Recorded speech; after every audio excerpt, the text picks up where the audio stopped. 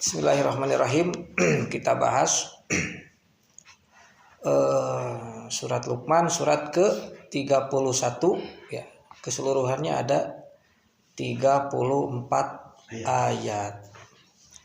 Ya, malam ini kita bahas 11 ayat.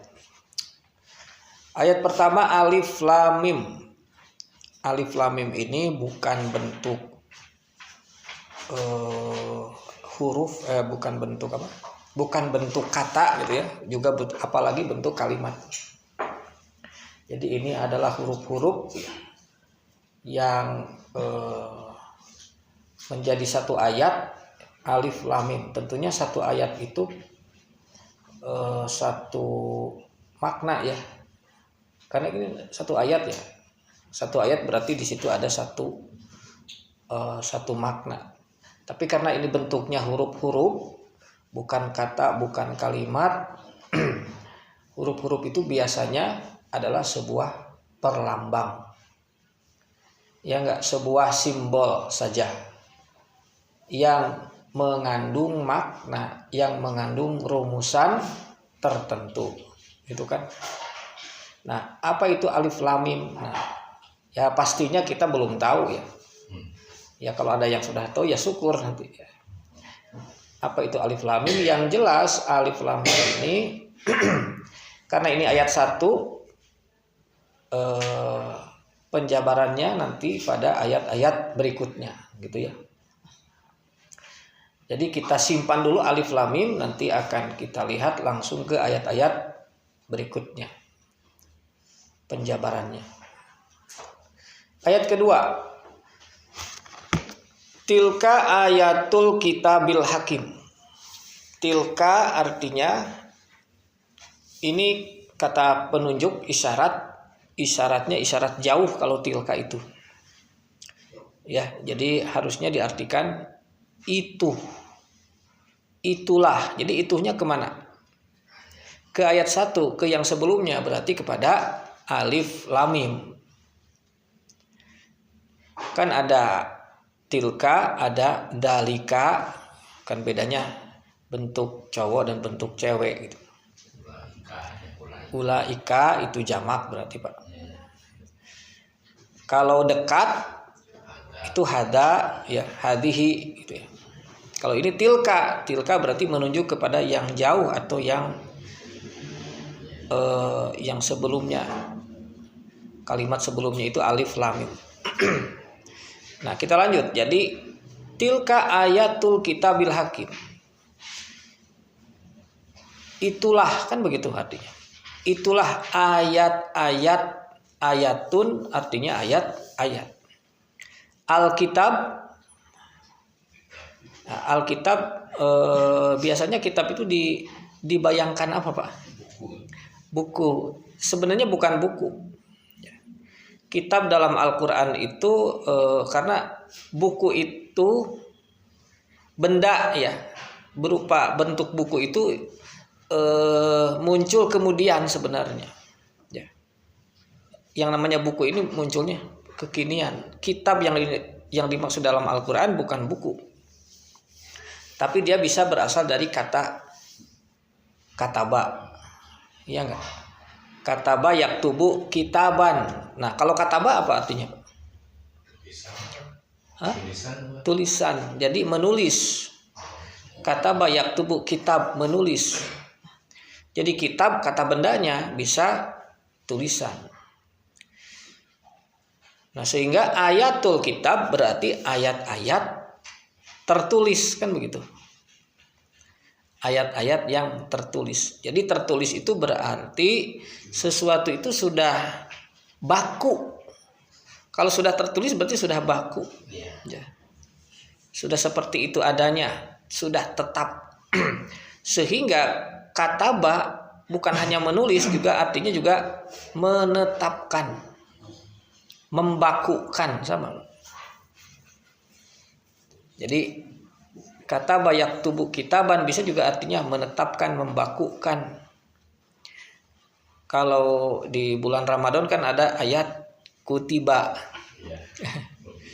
Kutiba alaikumus syiyam berarti diwajibkan, ditetapkan sama. Nah, jadi ayatul kitab bisa bermakna ayat-ayat ketetapan. Ya enggak? Bisa enggak? Bisa.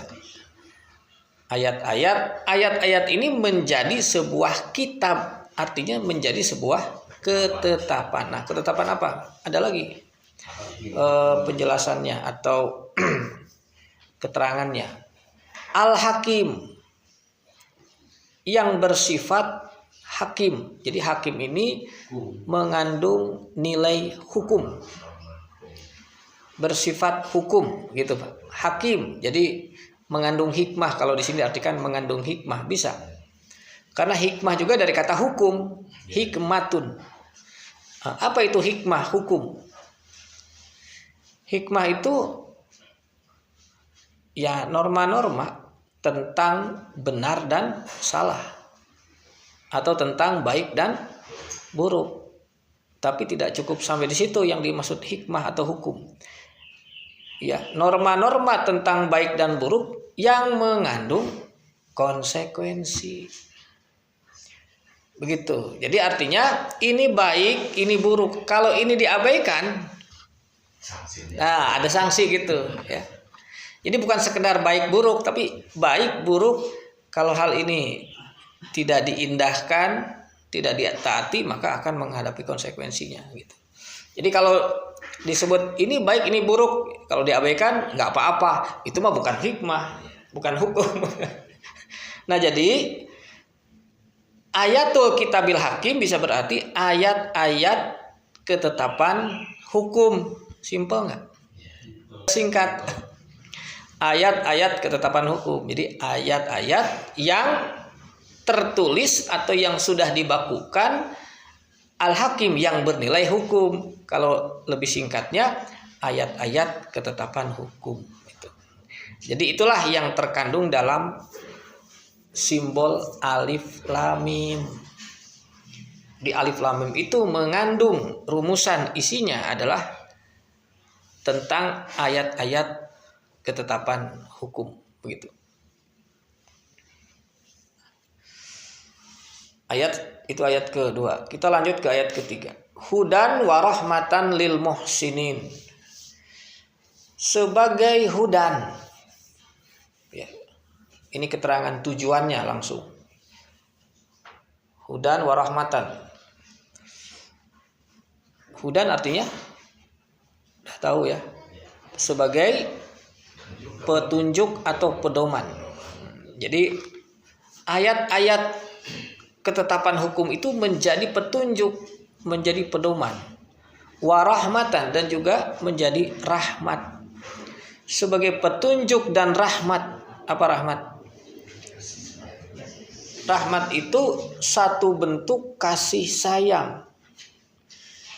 Ya. Tapi bagaimana maksudnya kasih sayang Allah berupa petunjuk, itu maksudnya gimana? Jadi menyayangi, mengasihi manusia dengan petunjuk. Jadi rahmat itu adalah satu bentuk bimbingan. Ya enggak? Kasihan manusia kalau tidak mendapat bimbingan gitu. Maka Allah itu melimpahkan kasihnya, membimbing manusia supaya tidak tersesat. Kalau tersesat kadituna jadi cilaka gitu. Kalau sudah tersesat kesananya celaka, merugikan. Jadi sebagai petunjuk dan rahmat bagi siapa? Lil muhsinin. Muhsin, orang yang berlaku ihsan. Ihsan itu artinya baik. Ya kita lanjutkan. Jadi tadi apa? Hudan wa rahmatan lil muhsinin. Ya. Sebagai petunjuk dan rahmat, bentuk kasih sayang kepada manusia, khususnya lil muhsinin di sini. Bagi orang yang berlaku ihsan. Ihsan itu dari kata apa? Ahsana, ya. Jadi yang berlaku baik dari kata hasanah. Hasanah kan baik. Jadi yang berlaku baik, ya, atau yang melakukan kebaikan. Nah, nanti tentunya yang dimaksud Orang yang muhsin, yang berlaku baik ini baik menurut petunjuk Allah gitu. Baik menurut ukuran Allah nantinya. Jadi bukan baik menurut manusia ya, tapi di sini tekanannya tentunya orang yang berlaku baik menurut Allah. Nah, nanti siapa mereka yang berlaku baik ini menurut Allah ini? Nah, kita lihat ayat berikutnya. Alladzina yuqimuna sholata wa yu'tuna zakata wa hum bil akhirati hum yuqinun, yaitu orang yang yuqimuna sholat, orang yang menegakkan. Ya, yuqimu artinya menegakkan. Ya, aqoma yuqimu itu menegakkan. Menegakkan sholat. Sholat apa? Nah, nanti sholat itu karena di sini sudah menjadi istilah ya. Penjelasannya sederhananya itu aqimis sholata lidzikri gitu. Jadi sholat itu tekanannya pada tujuan membangun atau membina kesadaran. Jadi yuqimunas sholat berarti menegakkan kesadaran. Emang nggak sadar orang? Ya manusia sadar semuanya, cuma yang dimaksud di sini tekanan kesadaran kepada apa gitu. Jadi sadarnya kepada Allah ya. Jadi lakukan sholat untuk menyadari, untuk sadar kepadaku, ya akunya kepada Allah, lidzikri atau lizikrillah, untuk sadar kepada Allah. Jadi orang yang sholat berarti kesadarannya nyambung, terhubung dengan Allah. Kalau tidak sholat berarti lepas kesadaran gitu. Begitu. Yang suka sholat pun belum tentu kesadaran ke Allah. Komo nu tara sholat gitu. Tapi nu penting sholat we heula gitu.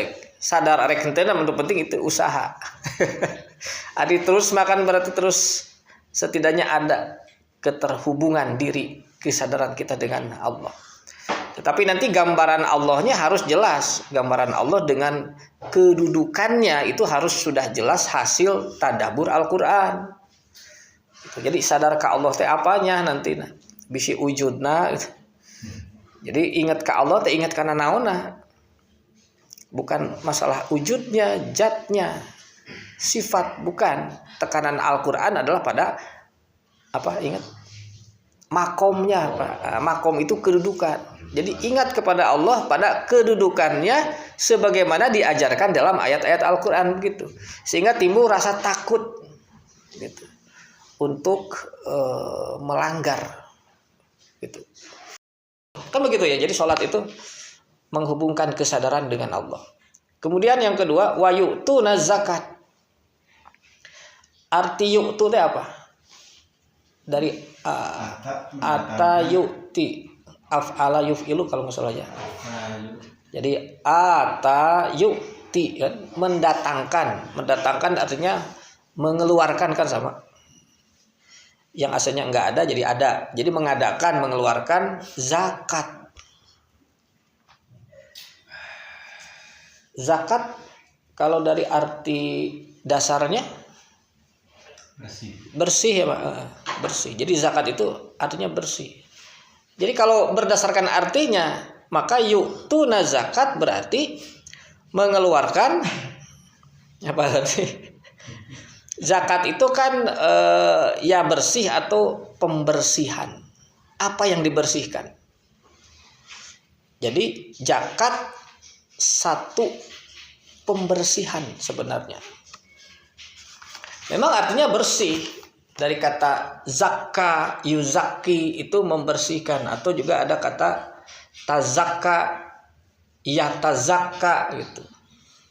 Bisa berpola fa'ala, bisa berpola tafa'ala. Jadi bisa ada zakka atau tazakka dalam Al-Quran menggunakan pola-pola seperti itu. Artinya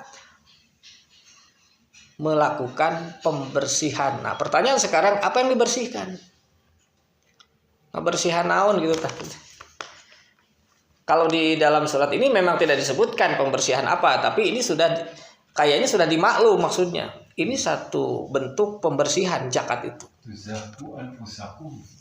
Ya, pembersihan diri. Pembersihan diri dari apa? Tetap kudu. Iya. Kebersihan dari mana?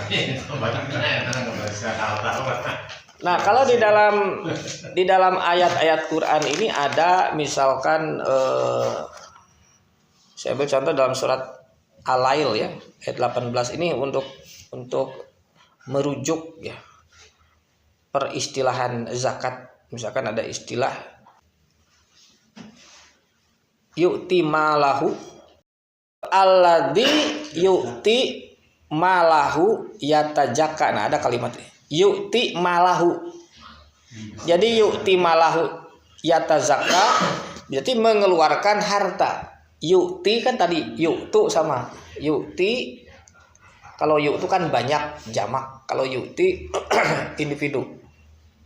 Yu'ti malahu dia mengeluarkan hartanya yatazaka gitu untuk melakukan pembersihan.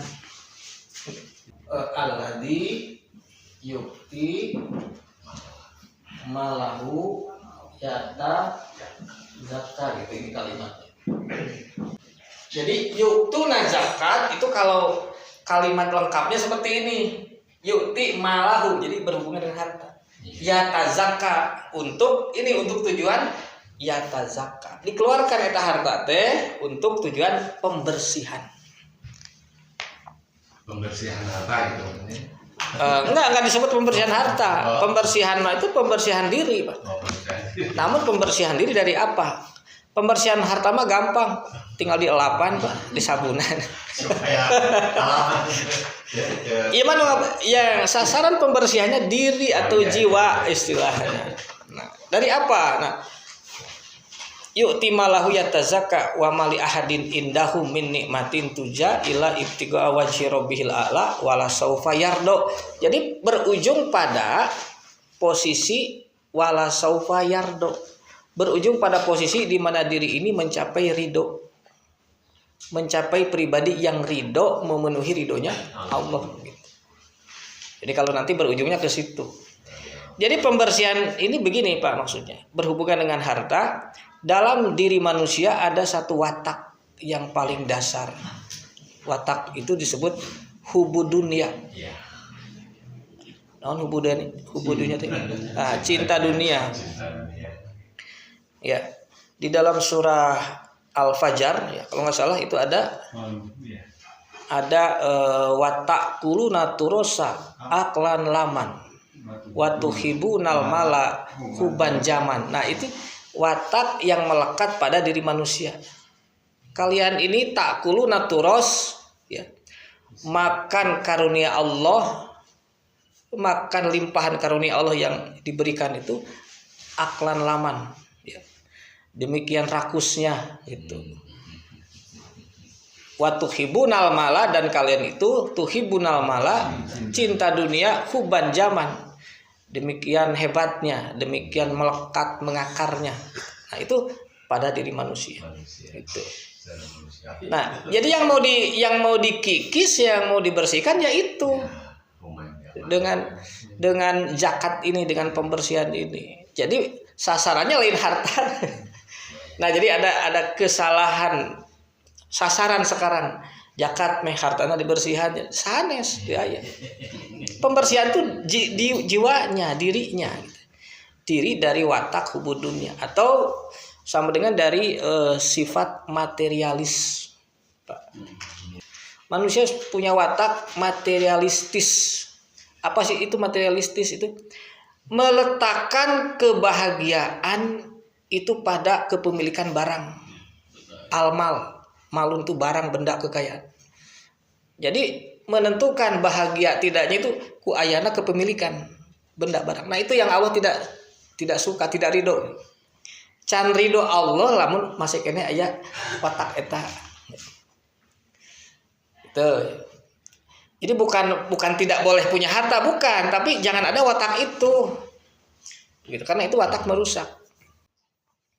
Itu jadi kalau kita lihat di dalam Al-Qur'an diarahkan ke sana zakat itu. Bagaimana jiwa manusia itu bersih dari watak hubud dunia.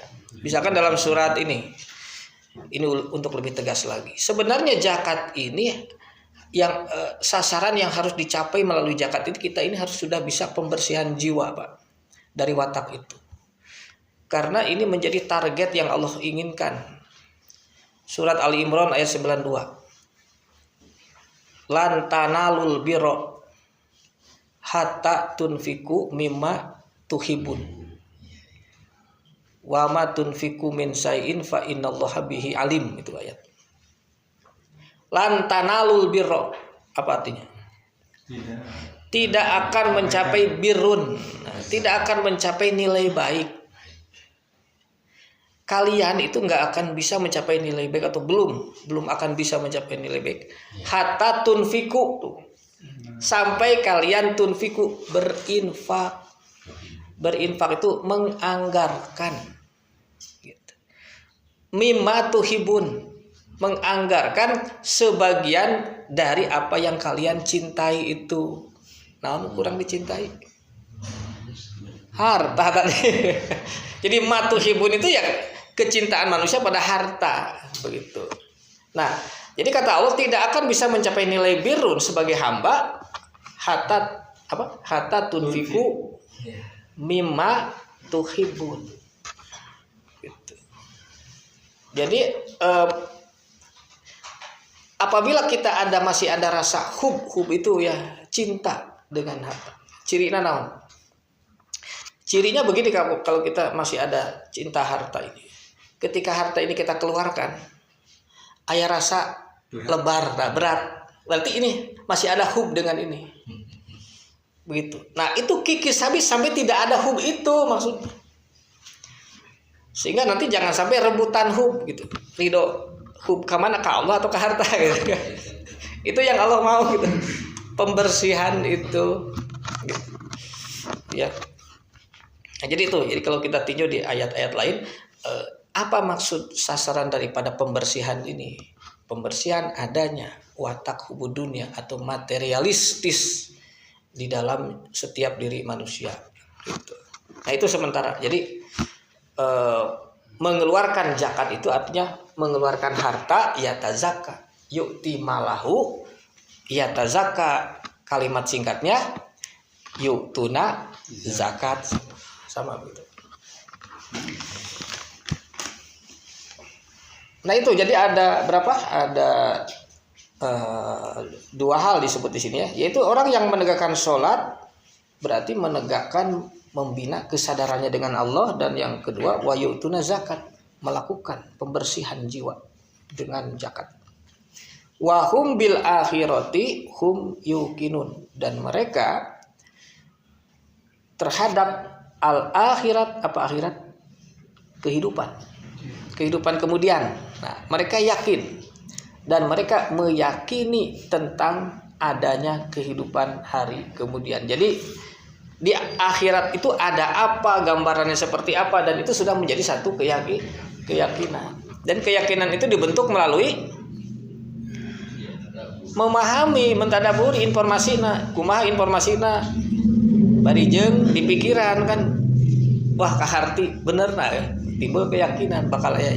Nah, berdasarkan itu, jadi keyakinan kepada kehidupan akhirat menjadi dasarnya, menjadi visi kan istilahnya, visi hidup dunia akhirat gitu. Nah, itu jadi 3 hal, saya sebut 3 hal, apa saja ya.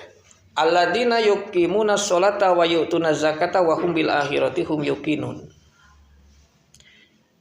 Itu yang disebut dengan ihsan muhsin. Pegang aja ini, Pak. Jadi nu ihsan teh nu kumaha. Kata Al-Qur'an ini cukup 3 itu. Yang pertama salat. Kan tadi menjadikan Al-Qur'an sebagai hudan. Itu udah pasti yang pertama. Menjadikan Al-Qur'an sebagai pedoman berarti jadi bacaan wajib eta. Anu kedua salat. Jadi tadi sasarannya berbeda. Kalau baca Al-Qur'an kan untuk menambah wawasan, memperbaiki wawasan berpikir. untuk mendapat informasi yang benar. Sholat kesadaran dengan Allah. Zakat itu tadi mengikis watak hubud dunia. Nah, ini 3 inti ibadah ini itu sudah termasuk kategori muhsin di mata Allah. Itulah ya, muhsinin. Kemudian apa? Ulaika ala hudan min rabbihim. Mereka itu sudah ala hudan, sudah berada di atas petunjuk dari Tuhannya. Jadi mereka sudah berada, atau mereka itulah yang berada di atas petunjuk. Wa ulaika humul muflihun, dan mereka itu adalah golongan yang muflihun. Apa muflihun? Beruntung. Sudah termasuk golongan yang beruntung. Berarti mereka sudah ada pada track yang benar. Udah muflihun lah. Jadi bisa dikatakan pokoknya yang sudah menjadikan Al-Quran sebagai bacaan wajib, ditadabur jika kieu. Kedua, sholat. Katilu infak keluarkeun teh. Sudah pada jalur yang lurus. Gitu. Sudah beruntung. Salah satu tidak ada berarti can beruntung. Jadi jadilah bikinlah orang yang beruntung. Artinya beruntung di sini sudah ada pada tracknya yang benar gitu. Iya guys, saya jalur pada jalur yang benar udah.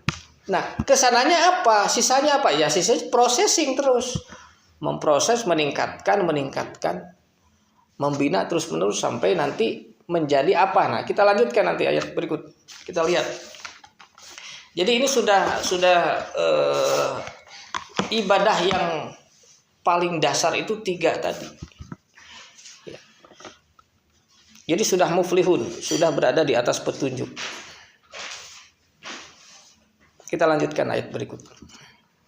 Apa? Wa minan nasi mayastarilah wal hadis. Wa minan nas artinya dan sebagian manusia. Nah, di sini menceritakan tentang ada sebagian manusia man yastari, yang yastari apa? Artinya membeli. Ya. Sebut saja membeli, memang artinya membeli kan. Membeli lahwal hadis. Yang dia beli adalah lahwal hadis. Lahwun apa? Arti lahwun itu di sini diartikan sia-sia apa ya? Nah, jadi sendagurau ya, sia-sia. Jadi sendagurau itu kan berarti perbuatan yang tidak penting, tidak serius berarti kan. Hal-hal yang sia-sia, terpenting gitu. Itu lahwun. Di sini katakan lahwal hadis. Hadis berarti pembicaraan atau keterangan, Pak. Hadis itu ya keterangan. Cerita, berita, keterangan itu kategorinya hadis. Jadi lahwal hadis berarti keterangan-keterangan yang sia-sia. Yang bukan hal yang sangat penting. Ya. Nah, ini mau dibandingkan dengan apa? Mau dibandingkan dengan ayatul kitabil hakim tadi. Ya enggak? Ayatul kitabil hakim, ayat-ayat ketetapan hukum ini yang dijadikan sebagai pedoman rahmat dari Allah kepada orang-orang yang muhsin ini. Sementara ada sebagian orang, mereka lebih memilih lahwal hadis. Sebut saja sembarang hadis, sembarang keterangan gitu. Ada sembarang hadis, sembarang keterangan kira-kira bernilai hukum tuh. Kan ini jelas ini ayatul kitabil hakim tadi. Iya mah ngambil. Nah, jadi lebih memilih lahwal hadis, keterangan-keterangan, tapi mereka suka ngambil itu. Itu dijadikan apa? Dikonsumsi, dipelajari, nepi ka diamalkeun gitu kan. Talahwal hadis teh, sembarang hadis teh Itu padahal nilai nanaonan kan sia-sia tadi gitu. Nah, jadi dengan istilah membeli, apa itu membeli? Membeli itu kan berarti mengorbankan ya, mengorbankan sesuatu untuk meraih nilai kan itu membeli. Terus teman. Ya. Jadi sebagian manusia mengorbankan, dia berkorban untuk mengambil sesuatu, untuk meraih manfaat dari sesuatu. Sesuatunya itu inilah wal hadis. Itu. Ngorbankeun naonnya, ngorbankeun pikiranna, ngorbankeun waktuna keur mempelajari eta, keur ngamalkeun eta. Beak waktu hirup. Benar tuh. Tapi sebenarnya itu sia-sia gitu. Cek Allah mana naonan gitu. Nah itu, jadi sebagian manusia ada yang mengambil lahwal hadis itu, sembarang hadis. Ya. Artinya tidak bernilai sebenarnya di mata Allah gitu. Kemudian apa? Kita lanjut. Liyudila ansabilillah. Nah ini masalahnya. Liyudila untuk menyesatkan. Berarti untuk membelokkan dari jalan Allah. Bukan hanya tidak bernilai, malah jalan Allah jadi belok gara-gara menganut eta. Nah, eta masalahna. Liudila ansabilillah bigairi ilmin, tanpa ilmu. Jadi mereka membeli lahwal hadis itu tanpa ilmu, tanpa memahami. Kan begitu ya? Tanpa dasar ilmu. Di mana ya teh informasi asalnya kan gitu. Apakah benar atau tidak?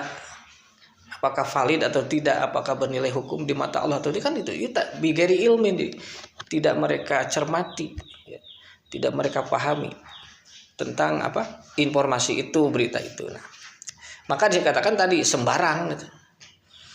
Sembarang hadis.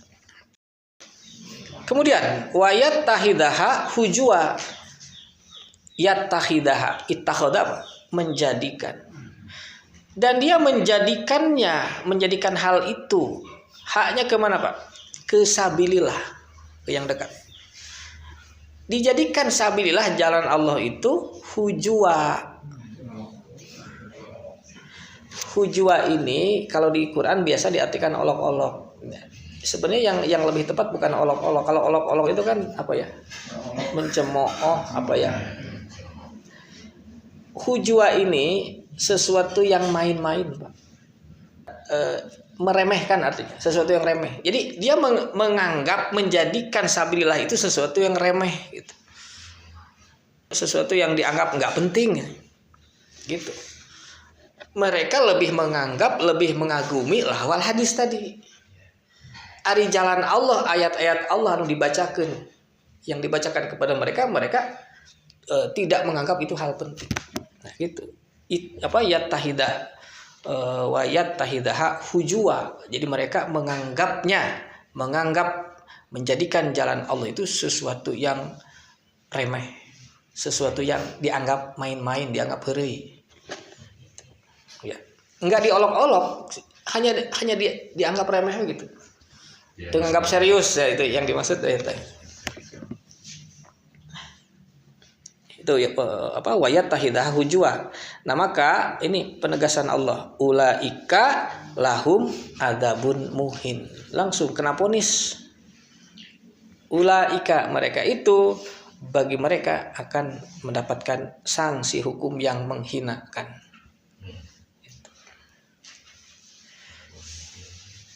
Nah jadi jelas nggak di sini? Berarti yang kena azab ini siapa? Apakah orang yang perilakunya jahat? Bukan masalah itu ternyata. Gara-gara ini. Benar tuh. Jadi gara-gara meremehkan pelajaran Allah.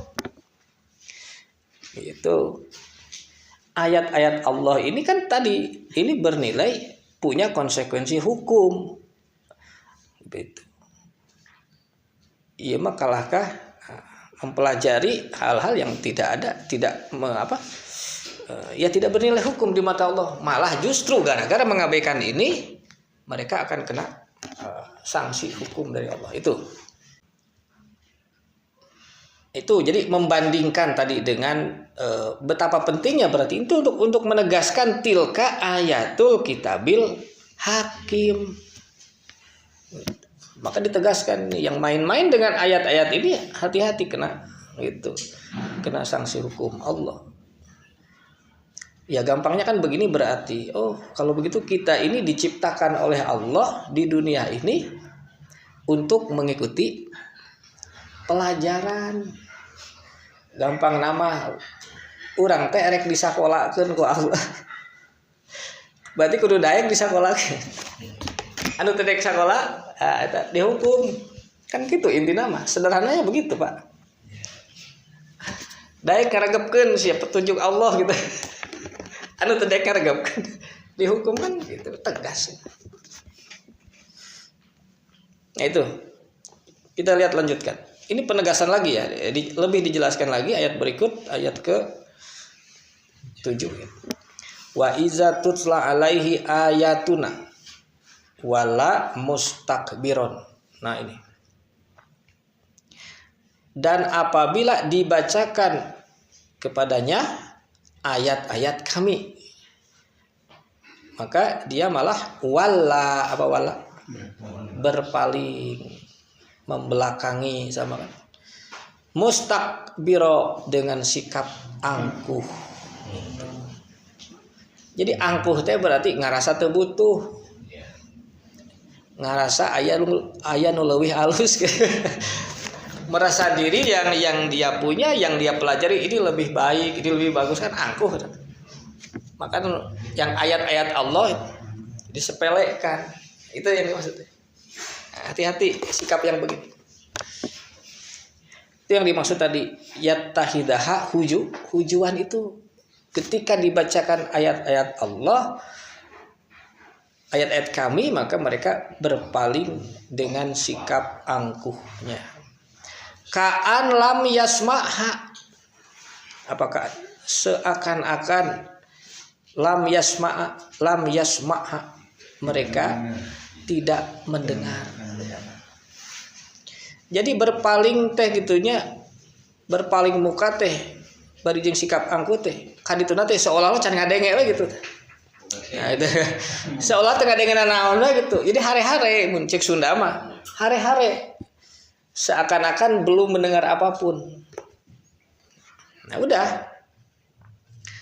Ka'anna fi udhunaihi waqra, seakan-akan di telinganya ada sumbatan. Nah, ya seakan-akan ada. Padahal sumbatan, tapi seakan-akan anu nyumbat gitu. Jadi tidak ada respons ketika ayat-ayat dibaca, teu aya respon naon gitu. Ta eta. Maka fabasirhu, wah tegaskeun kabarkan kepada mereka bi azabin alim, kabarkan kepada mereka dengan sanksi hukum yang pedih gitu. Tah gampang ayeuna Pak. Jadi untuk menyampaikan vonis Allah azabun alim, bacakeun ayat-ayat begitu. Ini jangan main-main anu hare-hare jeung ayat Allah ini. Inilah yang akan menguatkan sanksi hukum Allah.